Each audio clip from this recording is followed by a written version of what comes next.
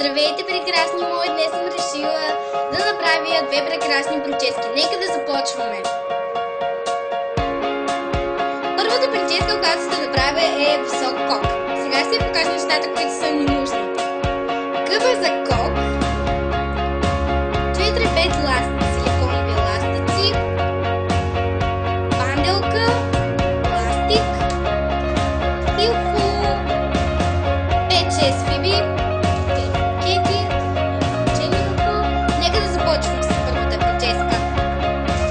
Първото нещо е да се напръскам косата, за да е по-лесно да се стрижа.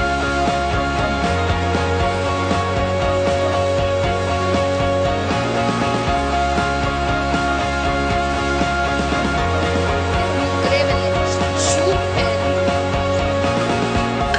Лепилото му се отлепи и много е намеря другата част. И така, нека да започваме с кок. Сега ще хванем висока опашка. Колкото по-висока опашка, толкова по-висок кок. Отгоре не е толкова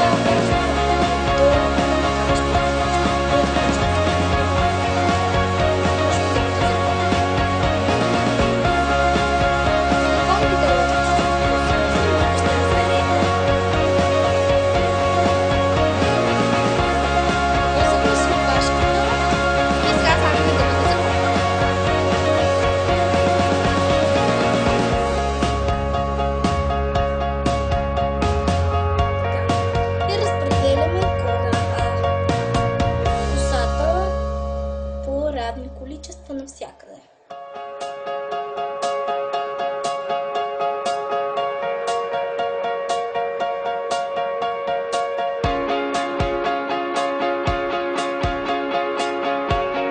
Взимаме силиконовите ластичета и слагаме и ето така стягаме. Вздигайте така високо да се спирате от едната страна. После, ако сте пластри като мен, взимате фръчка.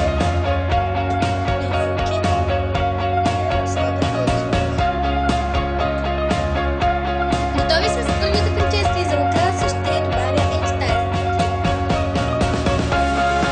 Така, следващата прическа ще са ви нужни ластичета и една панделка и ако искате фибички. Нека да започваме.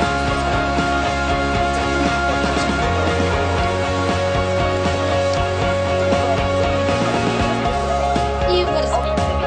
Сега приготвяме гребена и слагаме фибичките. Ако искате, слагате и панделка за украса. Мога. И сме готови. Сега ще ви покажа.